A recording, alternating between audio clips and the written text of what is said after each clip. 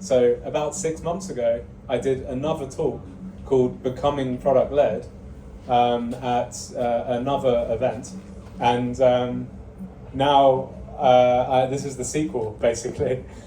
So what I'm going to do is I'm going to just go through some of the tips that I presented 6 months ago to validate whether those tips are actually still true. So basically, were the tips that I gave out to a few hundred people 6 months ago actually true? This is what this follow-up is about. So I think it's a very good exercise. But I think more importantly, as you'll see through the deck, it allows me to really validate that those tips are true in a lot of cases, and also go a little bit deeper and explain why those tips are true, or talk about some nuances within that. And I think, as Jonathan said, if you have questions, feel free to ask. And it's quite a nice cozy crowd. So I'm happy to dive in, and the audio here is great as well. Like, it's amazing. It's nice to be able to hear you. Yeah, I know, right? Yeah, and so let's dive in. So yeah, as I said, we're now. I was in an org. Oh, so one thing before I dive in, I actually joined this organization 2.5 years ago, and they gave me full reign. They gave me the permission to completely reorganize the organization into whatever structure I like. They helped me get buy-in from like week one, from all of the HODs in the company, all of the exec team, everybody in the company was bought in that this guy's coming in and he's going to work with us to reshape the org into a structure that supports a product-led focus. So focusing on making a great product and a great experience for customers, basically. And so I had this perfect situation where everybody was on board, all politics were like gone, right? And it was great. Like, imagine being in that situation, amazing. You're lucky. It's very lucky. It's definitely a bit of luck here, right? So that's how I was able to even make a deck called Becoming Product Led. I had very, very open-minded leadership who were on board from day one. There was no pushback. The goal was never to like get people fired or something, right? It was like how do we reorganize to make sure that the company is product-led, right? And now, yeah, this is, as I said, this is the sequel. So let's dive into it. So yeah, 6 months. It's been 6 months, and here's how it's going. So when I first joined this organization, the organization was building by feature request. You've probably seen this, by the way. Like, every org has this. A feature request comes in from a big customer, especially in B2B orgs, and then it's kind of shiny looking. So then you end up building it into your core suite, and then you'll build it because it sells, right? But that then runs the risk of losing your product market fit, right? So here's the truth. Here's the truth behind this, right? So six months ago, I said that this was the situation, but the truth behind the situation is that even to this day, we sometimes will still build by feature request to seal the deal. The difference is that you need to set yourself up with an infrastructure that allows you to switch off features when it is damaging your product market fit, so that you can switch it on for those very niche customers who want like a very, very specific feature. So yes, still build things that sell, just do it in a way where it's not affecting your core target audience. So as I mentioned, you don't want to damage your product market fit with random feature requests, right? Everyone's seen this Venn diagram. You have your product, you have the market, and somewhere in between that, you fit in the market. However, if you're building random feature requests for different like niche segments within your larger audience, you end up alienating your target audience over time more and more. So it corrodes against your product market fit. So this was the exact slide from 6 months ago. Changing your product to close a sale can destroy your product market fit. It's true. If you change your product just to close a sale, you will destroy your product market fit. However, not if you feature flag it. So just back to the previous point. Feature flags, super powerful, underrated, make use of them. Combine your engineering team with your product team and your design team to make sure that you can switch off specific parts or arms and legs in your product depending on the customer that you're targeting. Cool. So one of the next tips I had was if you really want to make a successful product-led org, you need to find pain that wastes the most time. And what I mean by find pain that wastes the most time, I'm talking about internal jobs. So you have your customer support team who are doing this manual, tedious job every single day, and it's slowing down your operations, and it's introducing the chance that a human could make a mistake. Right, so that's just an example. And then you've got that in sales, and you've got that in finance, you've got that in account management. You have all these little jobs that are not automated day to day, or do not have a nice experience for your internal users. So what do we mean by finding pain that wastes time? We're talking mostly internal jobs, but of course this applies to your user base as well, right? You want to make sure any pains they have, you find the ones which waste the most time and you solve for them. So you agree on actions to take. However, 100% this tip still applies. There is one thing to take into consideration here. When you take action on painful internal jobs, you will get to a point where you can sustain revenue growth, but you need to take into consideration you're reducing headcount as well, right? And I think I just had a conversation with someone about this just a minute ago. But I think you have to take that into consideration when you do this. You have to make sure that you're not affecting overall motivation of your team. And actually, in the case of ETAP, instead of reducing headcount, we spent more time on user experience. So instead of spending time on, like I'm saying, customer support, instead of them doing these tasks which can be immediately automated, because we found that internal pain, we solved for that internal pain, and created tooling that they can use to automate things. They spend more time now speaking with customers, and then retention goes up, customer happiness goes up. And we have a question. Yeah, I just have a question. How you prioritized your internal these jobs against the experience, like sales or something you built for the external Right. audience?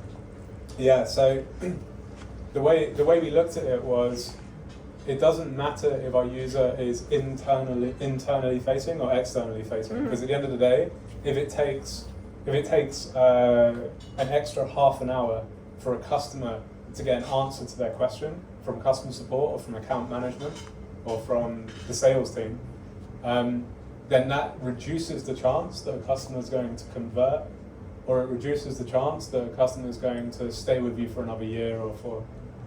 Yeah, but this customer who talked to customer support is just he's inside the funnel, right? Yeah. He's not on the on the top of the funnel.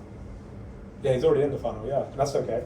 So you basically measure your funnel from end to end. I actually have a slide on that as well. Okay, We can sorry. go into that. Yeah. Okay. We have another question. Sure. I just have a follow-up to that. So basically you're prioritizing your internal versus your external. Yeah.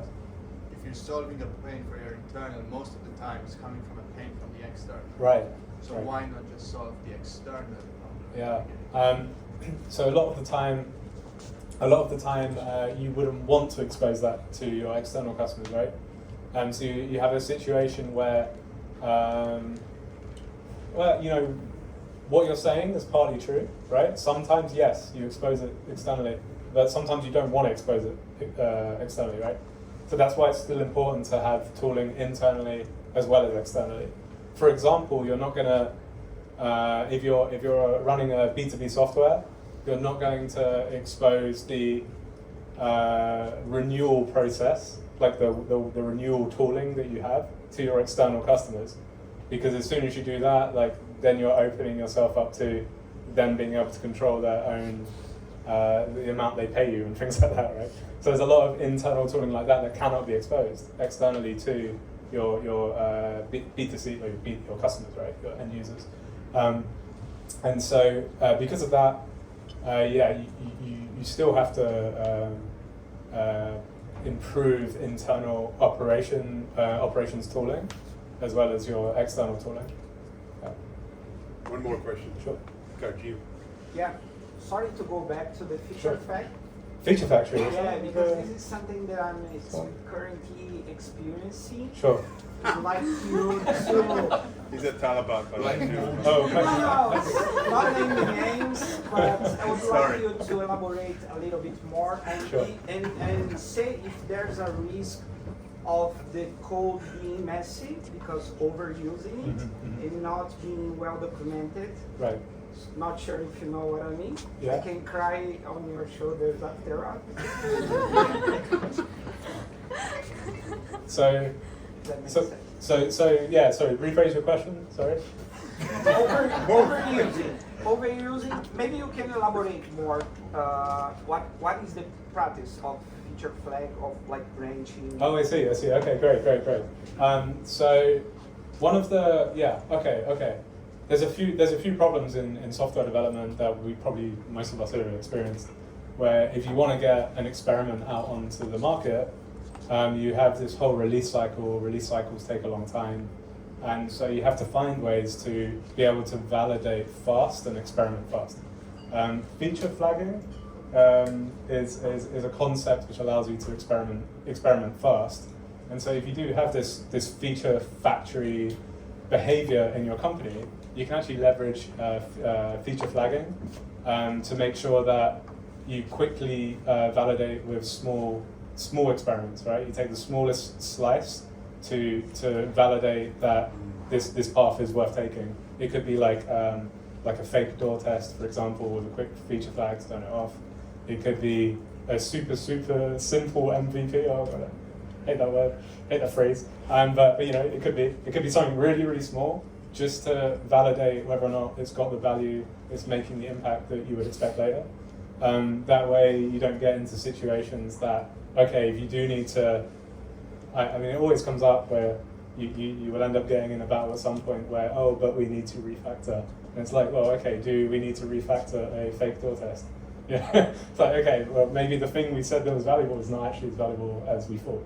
And I think that's where you can fight against this, basically, right? You can use feature flagging, and you can say like product discovery methodologies and testing through validation to make sure that you're not just building stuff, but you're building valuable stuff. Did that answer your question? Yeah. Perfect. Cool. Yeah. So I think with feature flag, you have your engineers spend some time building out this feature, whether it's an MVP or whatever. And the question I have here is, how do you manage that? Because you essentially spent that time. Maybe you could get like user research to validate if that was valuable first. And so how do you manage that tension where your engineers aren't spending time, even though it's a feature flag, they still like investing that time? What's that? Yeah, I think that's you could go really deep into I could answer that with like a really long, deep answer. And there's a lot of websites out there that are really good for product discovery methodology, which will help you validate whether it's worth spending more time or not. My favorite Good workshop coming up on that. There's a good workshop coming on that. There's a good workshop coming on that. I don't know who by. You might Yes. get ready. So you could go to a workshop to find out about it. But I was going to recommend. There's a website that is like a cheat sheet for me every now and then when I just need a reminder of like going back to basics. It's called like pdmethods.com. It's pretty good. You can just look at it's basically product discovery methods, and it's a reminder of like all the things you can do. You can do surveys, you can do fake door tests, anything to increase your confidence in the success of a certain experiment. One thing I've been doing more recently is using like Figma prototypes as well, and just bringing iPads around to customers and being like, what do you think of this experience? And then they click around and they try out like this simplified flow of what they would see otherwise to help validate that. And so basically validate and increase your confidence first so that you don't build something that's useless. Yeah. Cool. Keep going. All right. So, yeah, so 100%, you want to find pain that wastes time and action it. So you solve for those internal jobs. You also solve for the jobs which your core customers have pain doing. Because ultimately, pain is friction, right? Removing that friction, removing time wasted. And there's one other thing here as well. I mentioned it briefly, but our finance, our customer support, our sales chapter, they've been mega happy with this much more seamless tooling. And we're actually starting to see, well, we've been seeing over the last 6 months, a big increase in conversion rate because of it. Because customers get answers in the same conversation. They don't have to have a sales rep saying, oh, I'll get back to you.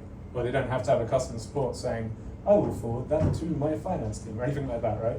These tools are built internally to save time for finance, for account management, for customer support, so that they can then action things on the spot for customers. And again, like things that you wouldn't want to expose to customers. Admin tooling, you could say, right? I would say that yes, this is one of the most important tips, and it's one of my first go-tos when I join a company that I see is running inefficiently.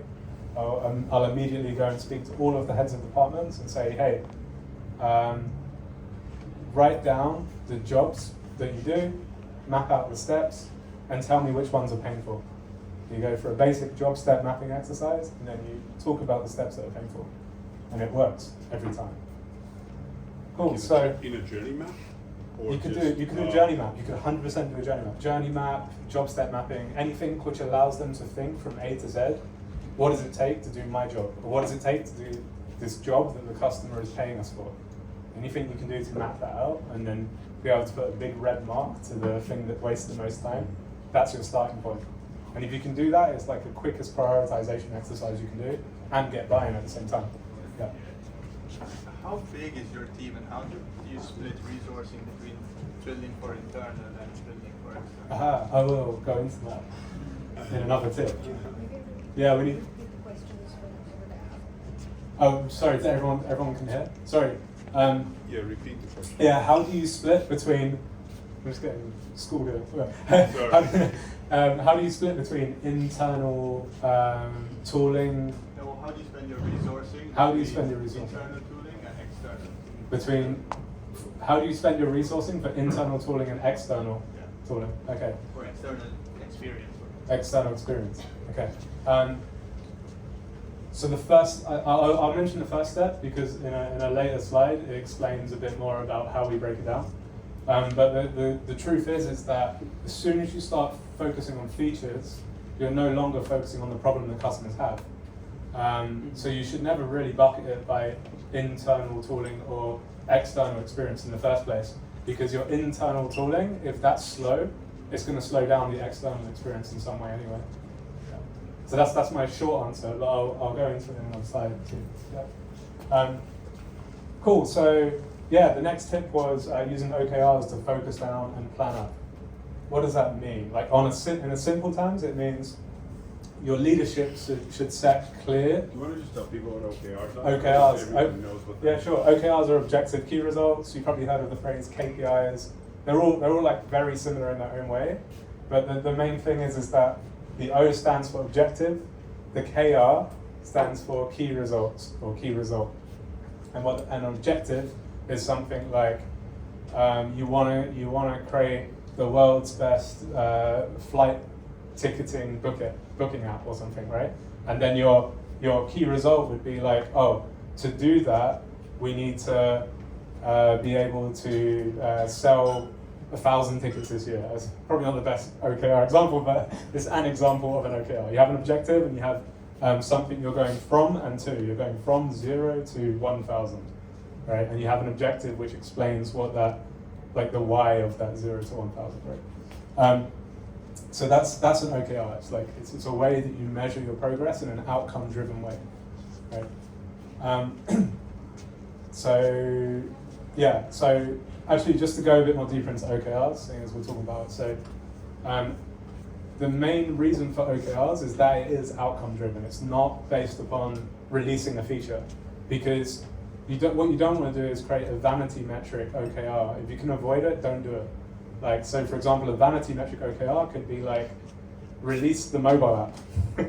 Like, we want to we want to be the world's best ticket booking app for ordering plane tickets.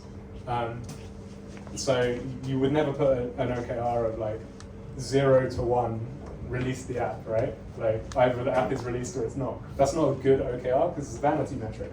You can release a mobile app, but so what? So Yeah. most of Dubai, in Yeah. my humble opinion, operates like that. Right. What's your advice for how do you move from operating with output to Right. moving to a world of outcome? Yeah, it's tough. So what you will see in like super early stage, this should probably be a truth, by the way. What you will see in super early stage companies is that they don't have a product yet. So their goal is to just get a product on the market, and in that case, like, fine. Like, you have to get a product on the market before you can start measuring by outcome, right? That's the only exception that I think it's I think it's okay. But, I challenge you on that Go on. because your outcome is to validate in Yeah. the minimum possible way your product market fit. It's not to get the app on the market. So it's to Yeah, get, for sure, it's sure. to find value in the Right, thing that right, you're right. releasing. And Yeah. so even from day 0 with nothing, you still want to get to actually, one booking or something instead. an outcome, not an output. Oh yeah, for sure. Yeah. But my question was, if you are out here and you're an organization that's very much feature factory, I will not mention Alaba, some people will. How do you move to a world that's less feature factory and more outcome based? Like, how did you start to introduce that in your organization? Yeah, I just called people out. No, don't do that. No, I didn't. I just called them out and said like, "Hey, this is a vanity metric." Straight up, like whenever it was mentioned, I was like, "Why are you measuring like that? Like, how is that going to help?" Like, it's true for every org. The org wants to do, you want to do 2 things. You want to grow, and you want to make money doing that, right? That's 2 things are always true. So, and for an org that wants to make money. Because these things are true, you can use those as your truths in the org. So if someone in your org comes up with a vanity metric that's like, oh, we got 200 people to use this feature this week. It's like, okay, cool, man. How did that help us make money? Right? Like, always bring it back to the truth, right? And that way you can just spot the bullshit. But there is, I believe, a deck on that later today. so we'll go into that soon as well. I think that's really important, because then you can get everyone to think about the outcome. And Yeah. midway, how can you check if you're going on the right way, or if it's time to pivot and change the Right, I'm right, not right. sure if it's possible or not.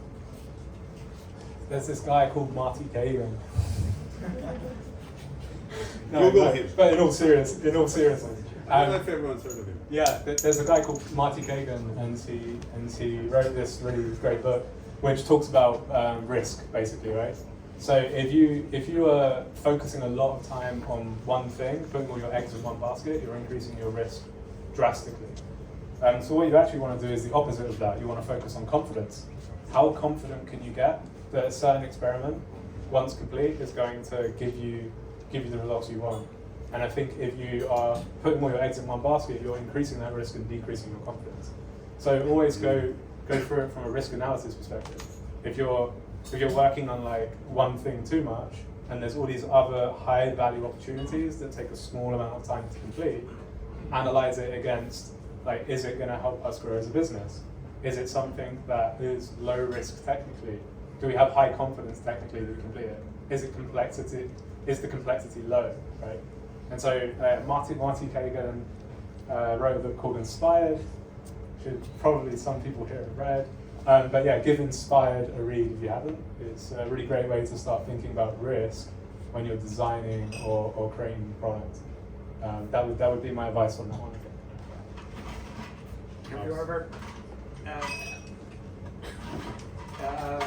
had to pivot or and say, okay, we established these OKRs before, but we midway were 100%, all the time. So what ends up happening like OKRs, right? First of all, OKRs, some human came up with them because that was the thing everyone had most confidence in at that point in time. So everything has risk, is my point, right? And when everything has risks, success rate is never 100%, which means at some point you have to pivot. And so if you're flexible as an organization, you'll be more okay with pivoting earlier. If you're inflexible as an organization, it will take 6 months before anyone listens to you. So you need to try and help your organization practice that flexibility by bringing them back to reality, talking about the outcome, right?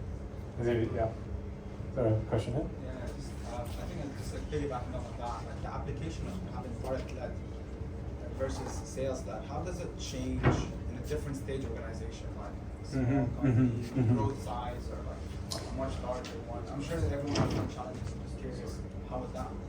It's so situational. If you're a really small organization and you've got like $10 million of funding in the bank, you're not going to be caring about sales led that much. What you're going to be caring about is making a product which your like pilot audience really care about first, and then you'll focus on growing, right? So you won't really be like trying to brute force your sales. What I will say is this: if you go sales led and you have a crap product, you will regret it later because your challenge will be terrible. So you have to really, if you want to be sales led, by the way, you can be sales led and product led at the same time. Elena Werner, so Yes. if you know who that is, Yeah. Elena Werner, like great growth expert. Growth marketing is her strongest point, I think. She talks about how product led should be paired with sales led. It's not like you should only be product led or only be sales led. If you're already sales led, you should slowly introduce product led. That's not how I did it with Eat App, but you may be in a situation where you are being bankrolled because you have a strong sales team. In that case, you have to introduce product in a way where your company can have high confidence that your efforts in improving user experience, in solidifying your product market fit or expanding your product market fit is going to work, right? You have to get your company's confidence on that. Yeah. Okay, cool. So that's what we mean by focus down. Creating OKRs, which everyone can be aligned on, focusing on outcome. And planning up means the way that those OKRs are measured and the initiatives that you create, they come from the team. They don't come from the hippo. Does everyone know what the hippo is? Highest paid person. Highest paid person's opinion. 60% of decisions apparently globally are made by the 60% of According decisions to a globally thing. are made by the hippo, Yeah. apparently. Sounds low, shit, it's probably high. In Dubai it's probably 95. So hippo decisions are usually not outcome focused, right? So you want to, like, if you focus down from the top of the org, you're just focusing on outcome rather than like thinking that, like, let's say you're in leadership, right? Instead of thinking that your idea is the best, don't even mention your idea. Talk about the outcomes you want and give some examples of how other companies may have got that outcome to inspire. And then what you'll find is from the squad level or from the ground up, you'll get even better ideas, things that you wouldn't have even thought of. And it's quite amazing when it works. So this using OKRs to focus down and plan up. Hell to the yes. Like my opinion on this hasn't really changed. Empowered teams work. There's a book called Empowered as well, by the way. It's actually writing a new book. Did you hear about that? I don't know. It's coming out next year. There's a new book coming. But yeah, Inspired, Empowered, and the new book that's coming next year. Probably going to be great as well. But yeah, empowered product teams are really powerful. And so focusing on clear outcomes, it works. it works. However, not gonna lie, it's pretty tough when you don't have vanity metrics to fall back on. And what I mean by that is What when is NGL? not gonna lie. NGL means not gonna lie. Sorry, man. It's like I'm not actually Gen Z, but I could be. Not gonna lie, it's pretty tough when you don't have vanity metrics to fall back on. What that means is when things fail, when experiments fail, people get demotivated. You have to take that into account as you're experimenting. You have to keep reminding people that failure is fine, because from failure we make better decisions. The next decision we make, we'll have a high confidence that we won't fail. And I think you have to just keep reminding people that there's no point in measuring how many people press the button in your app if that button doesn't generate revenue. You know, like you have to really remind people about this. Cool. So this is actually a screenshot from a YouTube video that I created like 4 years ago about shipping value frequently. And this was one of my tips actually, which was to discover fast and ship value frequently. Small experiments are always better than large projects. Large projects are always doomed to fail because large projects eventually become about vanity metrics. Like, did we release on November the 23rd? Fantastic, guys! Right. So, like eventually it comes back to vanity metrics, usually in the form of time. So big projects are just doomed to fail. So it's better to do small experiments, do continuous discovery, ship value fast. However, well, there's no however here. It's just a fact. This has not changed. This is one of my tips, which I still like. One of my tips. One of the things I've learned over the years from other very smart people. I'm not very smart. They're smarter than me. But this is still true. And I think just keep that in mind as you go. So the next thing is an outcome-based org structure. So we spoke a lot about outcome. This is the org structure that I had 6 months ago with ETAP. We had an active, and this is going to answer I think 2 or 3 of the questions that came up, which was how do you get your organization? How do you get your organizations focused on outcome over output? And the other thing was, how do you make sure you're spending the right amount of time on internal tooling and external facing product? And this is the answer. If you can find a way to organize within your org on outcome and make it so that you have tribes or squads or you have teams where their one goal is focusing on like one part of that funnel, you'll end up in a situation where it doesn't matter if it's externally facing or an internal tooling thing. All that matters is that you increase conversion, right? You've activated the customer better. You've helped retain customers. Customers are happier. Customers are more likely to stay with you. That's all that matters.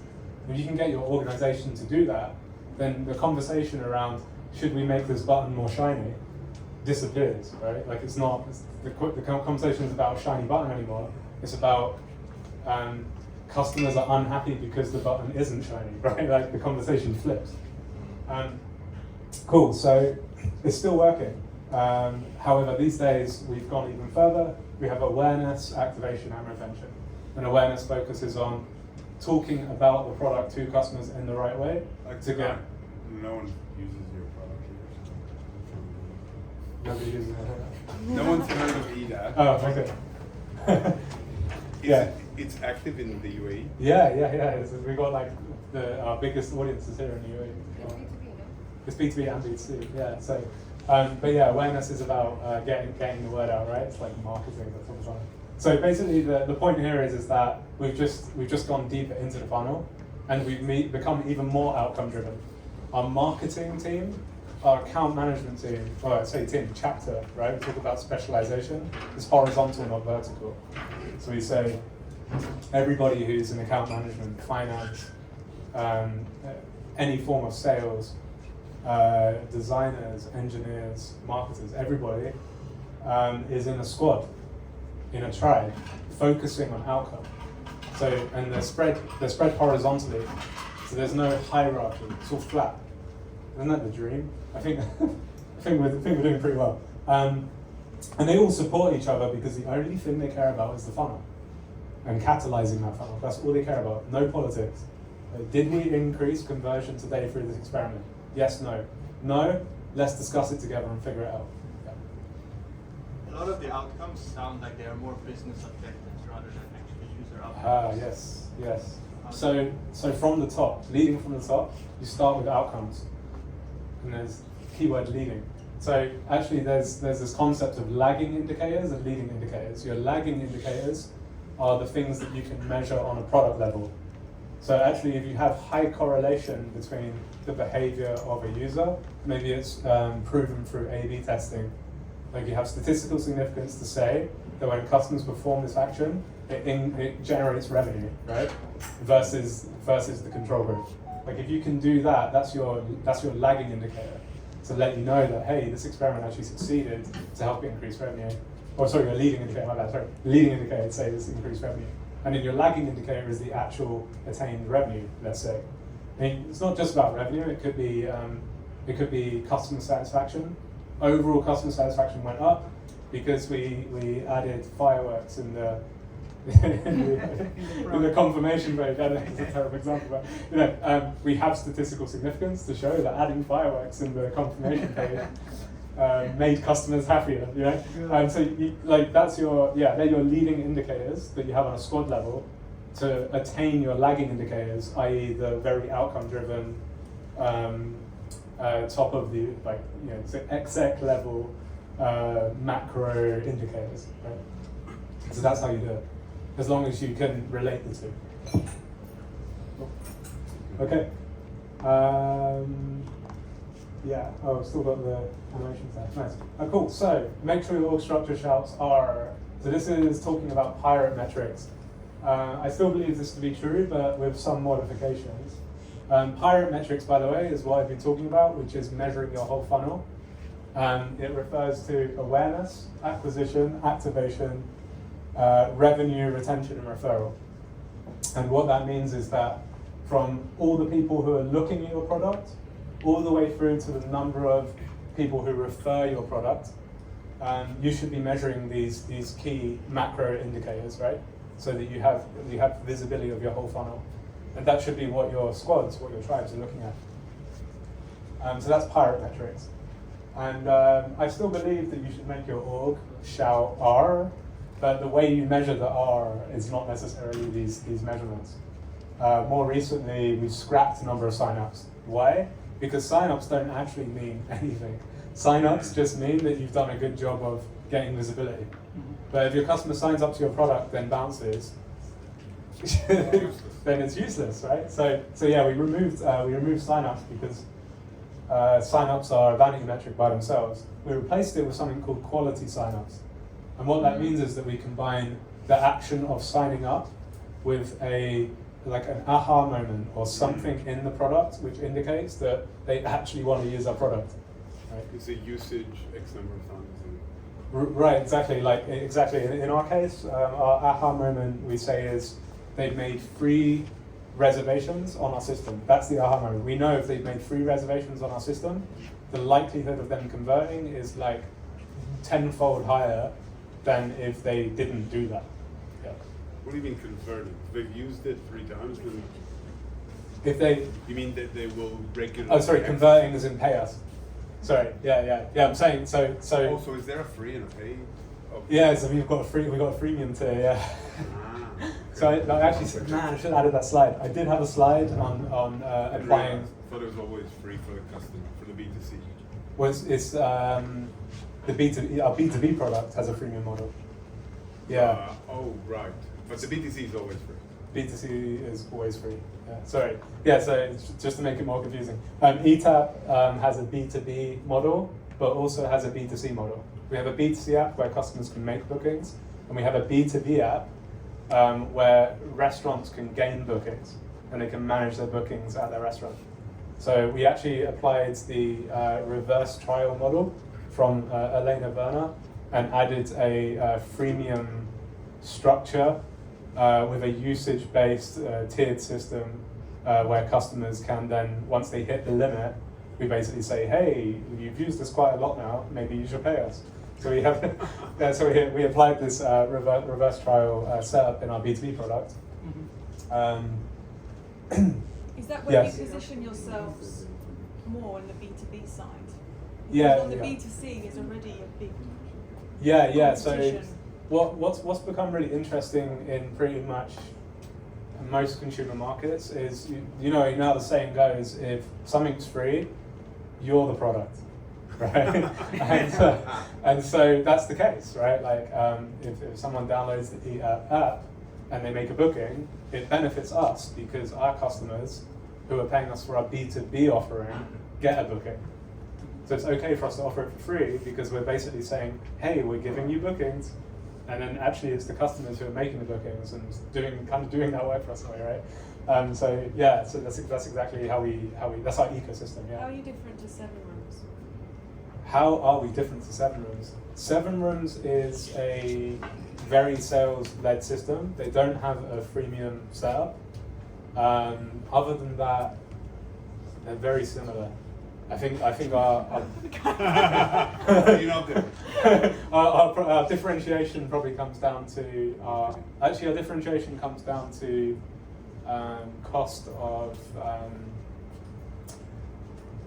you could say running cost. Our running cost is a lot lower because we don't run in a sales-led org.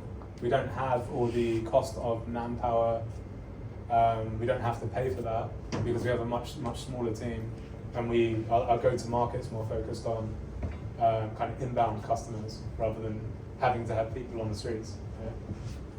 Yeah, that would be my best answer there. we got a question. Cool. Yeah. I just have a quick question because we're talking about premiums. I'm Yeah. just curious to hear your take about, because I've heard this conversation on both sides. I think primarily from data. Premiums with credit card information, premiums without credit card information. How, like, you know, as a company introducing premiums, how do you think about it? When do you want to request the user to input their credit card information versus when to not? And does it make any difference to you? Yeah. When do we request customers to put in their credit card information versus when we shouldn't? What we do is because it's a reverse trial. What we do is we give them a 2-week trial. After the 2 weeks are up, then they are prompted to put in their credit card details and pay us basically. However, in the reverse trial model, at that point, your customers also have a free route. So what we do is we give them a usage-based limit, like a free package, where we say you can get 30 customers or 30 people to come to your restaurant for free every month. That's on us, it's free. So it's like free for life until they hit a certain threshold. It seems you're not focusing on B2C, but is there any strategy to re-engage B2C? Yeah, so B2C is just Not paying enough, right? yeah. Isn't So that- like Isn't that what restaurants care about? the yeah, most? they just care about bookings. But we're just one channel of like 1,000 channels, right? So we don't focus on making our channel the best because that would be very expensive, and the outcome of like revenue would not be clear. So it's just a channel that we have to empower our customers, the B2B2C piece, right? So it empowers the restaurant's customers to be able to make bookings. However, they could also do it via Google. They could also do it via the website of the restaurant, right? Like there's so many different ways to make a booking on a restaurant these days. Like that's not really the powerful part of our product offering. Yeah.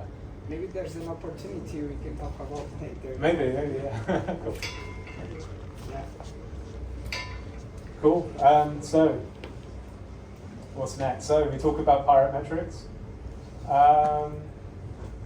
Yeah. So the next one is about self-serve. So we were just talking about the reverse trial model, and one of the other things that usually comes with that is self-service.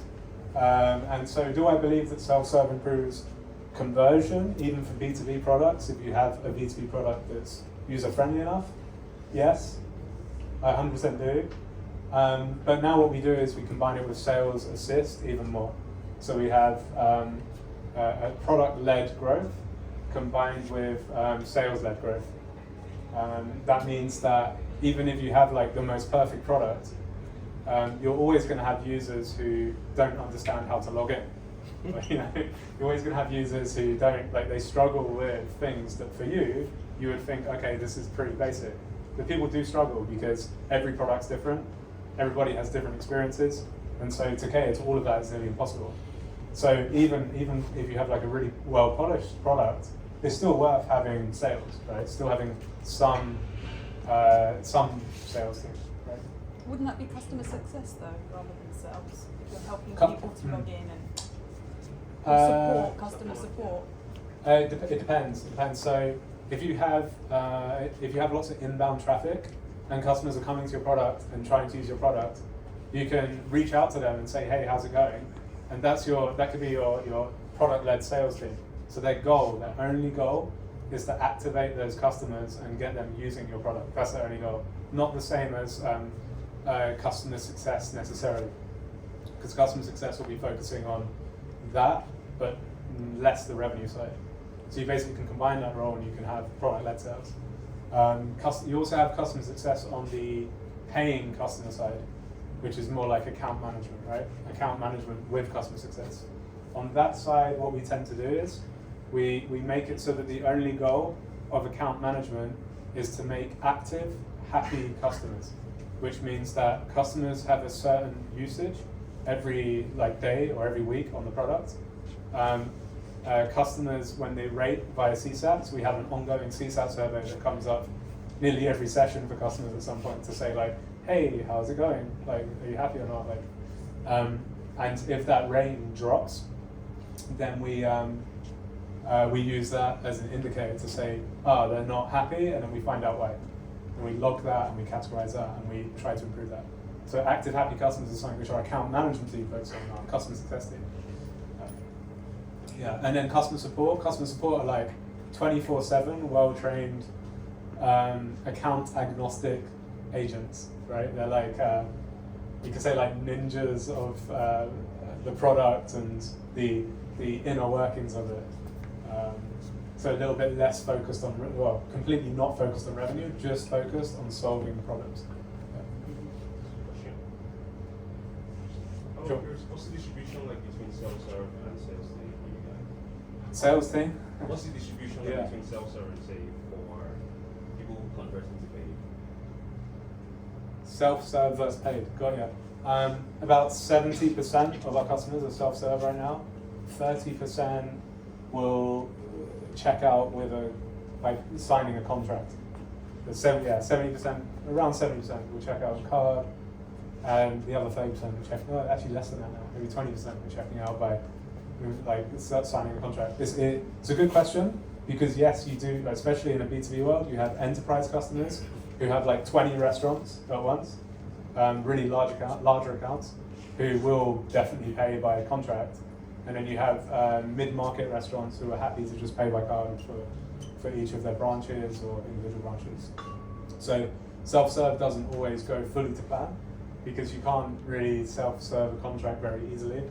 And it's definitely not something you'd want to do either, because these customers, what they're doing is they're comparing, they're spending, when they're looking for a product, the way they're searching for a product, they get information overload. They get so much information from every different provider.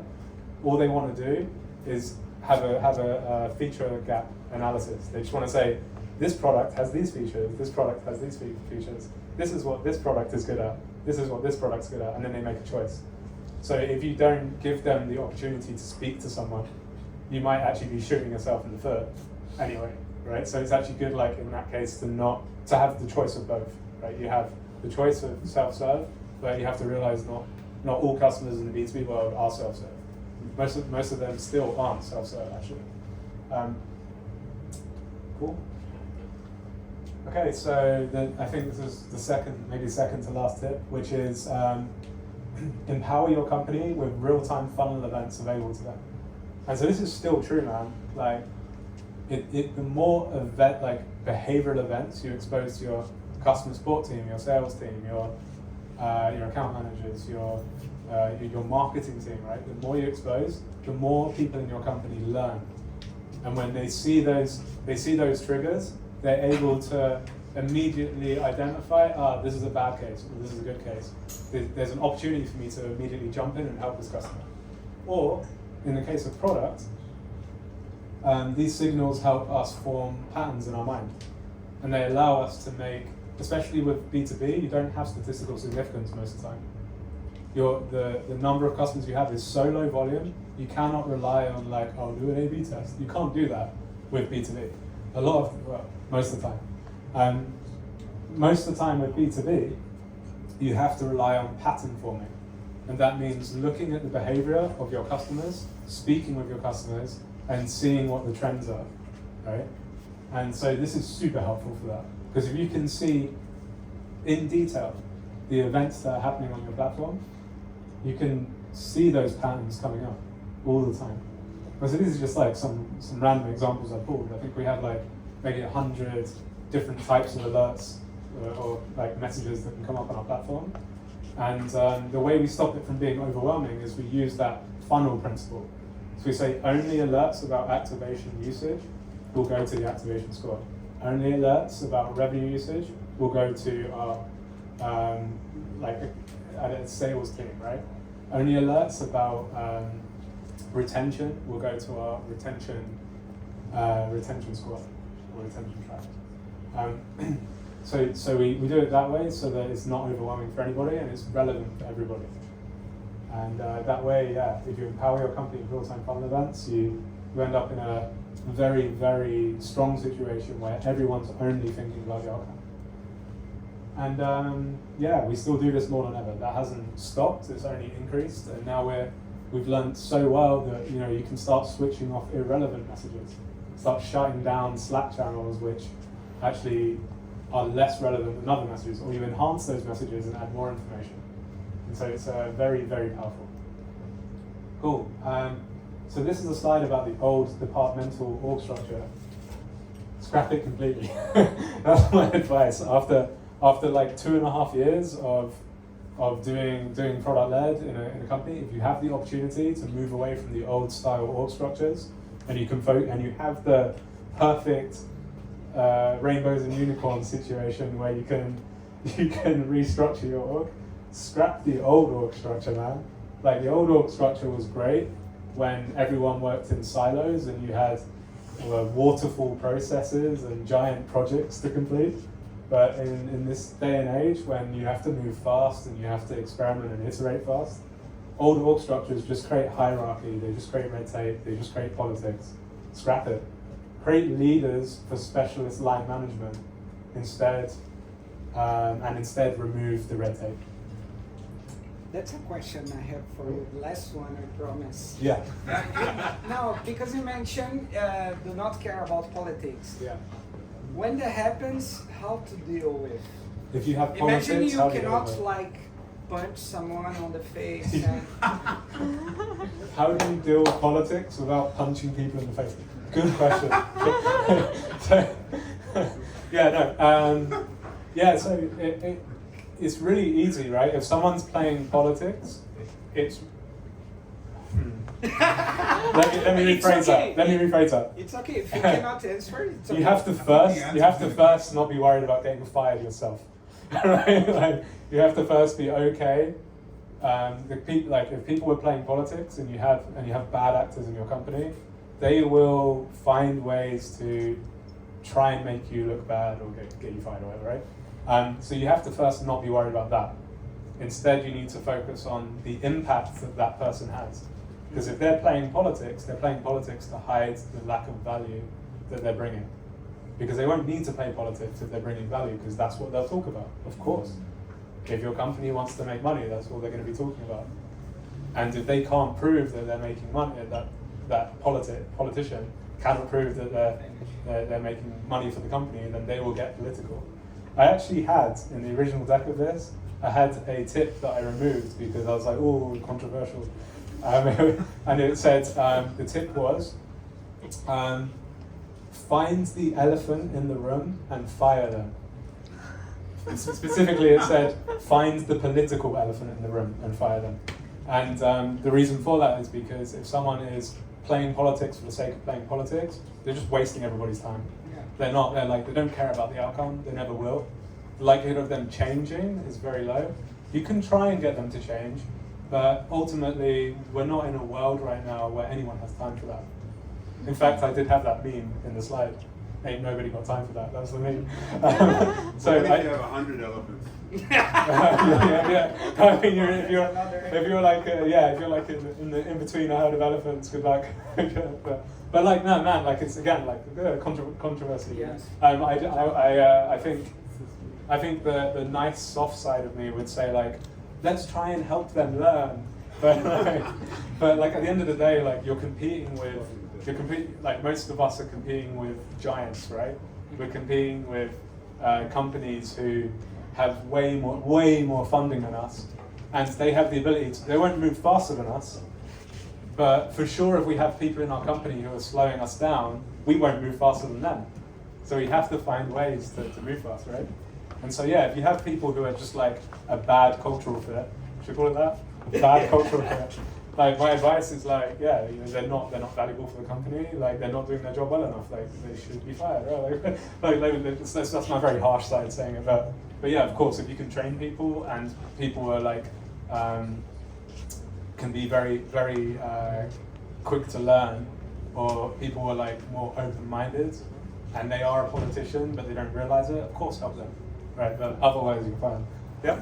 Well, I was going to ask it later, but while we're here, can you talk a bit about how company culture plays a massive role in OKRs and how it's happening? 100%. Yeah. If someone mentioned about pivoting when it fails or whatever, I find that we're often incentivized by just success, so make it green, make it green, make it green. If there's no honesty in the room, we're like, guys, this failed. Yeah. That culture, if your culture is not mature enough, it can really also fall flat. How do you build a culture? Might we? How do you build a culture to accept failure? Paraphrasing what you said a bit, but Next Yeah, month just- you're going to do a just talk think. on that. you can do a couple on that. We'll just talk about the importance, like, Yeah. you have so many factors going for you, right? People are already bought in. Right. They have clear objectives. If you have a company who are not bought in and they're still focusing, like they have lots of politics. You have a feature factory. You have vanity metrics. You have all these things. It all starts with the culture. If your culture is wrong in your company, even if you try and forcibly change it, it will immediately like flip back. So you have to first create a culture of acceptance of failure. There's a few like little exercises you can do to get people to accept failure, such as having a failure board, where when experiments fail, you start to get people to write down their failures and say why it failed and what they're doing next. It looks like a shame. Shame board. No, but you do it. That's a culture. I say That's a people. culture. I mean like squads, you know, or teams. Like you say, okay, here's the experiment we did. It failed. What's Because our of next him. action? Rick's fault. So My yeah, fault. if your culture's so bad that you've got people pointing at each other for failing. I'm Yeah. actually starting to think this one. I mean, yeah. The question is how do you define failure in a way that Yeah. you can benefit from it? Yeah. How do you define failure in a way that you can benefit from it? Yeah. So first of all, you're not going to write down like personal failures, right? You need to write down failures that relate to your OKRs, that relate to the outcome that you want to achieve as a company. We did not reach revenue target on X because of Y, right? Here's our action, here's our follow-up action. If you can do that and be accepting of failure, you encourage a rapid experimentation culture, and you encourage people to not be scared, because ultimately that's what it comes down to. People will not talk about failure because they're scared that they'll be judged. And in bad organizations, they will not just get judged for it, but they may even have their job at risk immediately, right? And so it depends on the kind of, if you're flying a plane and you're a pilot and you make a mistake, there's a big difference from building some software, right? But yeah, like I think it usually depends on your, but I think in the world, which I think most of us are in here, if somebody fails an experiment, it's not gonna like take down the company, right? And I think because of that, organizations need to be accepting of that and create a culture which which encourages it. Yeah. And so there's steps that you can take, as I said, like a failure board was one example. You can just, as leaders in the organization, get buy-in from all of your leadership to talk about one failure per week. It starts with a seed, right?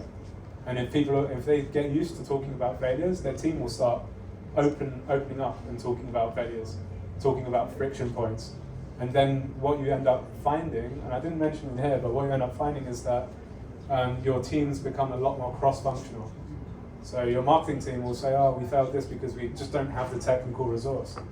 And then someone from an engineering team, an engineering leader will be like, oh, why don't you borrow this guy for a week? And eventually it transforms your org, because your org realizes the power of cross-functional teams, reducing siloed speciality, and getting people to work together more. Can you have a failure budget? Can you have a failure budget? Well, I mean, like, I think the way to do it, sorry, go on. I think if you can reframe failure, like failure board, Yeah. it's just proof of learning. Proof of learning. Yeah. So say it in a positive light. Don't call your failure board a failure board. Call your failure board a proof of learning, right? A proof of learning board. Yeah. Or exactly. Experiments board, right? Like something which doesn't have a negative connotation. 100%. Yeah. I'm a very cynical person, you can probably tell. So. But you have to learn from it. It's not just failure, right? Like, oh, I failed. It's like, what did you learn? Right. What do you learn from it? What did we learn? What are the actions we're going to take from this experiment? That's your failure board or your experimentation board or proof of learning board. Essentially, in AI, you have back propagation, and you adjust the weights, and then you go again. Right, exactly. You're adjusting the weights constantly on your backlog, right? You're reprioritizing your backlog all the time. And so your experimentation board, or your failures or learning board, it allows you to adjust those weights and decide what's the next experiment that's going to have the most impact. Yeah, for sure. Okay, I think I've taken up a lot of time. It was supposed to be lightning talks. 10 minutes. There's a lot of lightning discussion. That's going all on. right. It's been great. It's been awesome. Cool. So TLDR. I have found that running a product-led org is a great way to cut the bullshit and build a successful business that focuses on delight for your customers and value for your customers. But if you aren't so fortunate to be able to do what I did, you need to navigate the bullshit. So I'm going to hand over to Safwan now.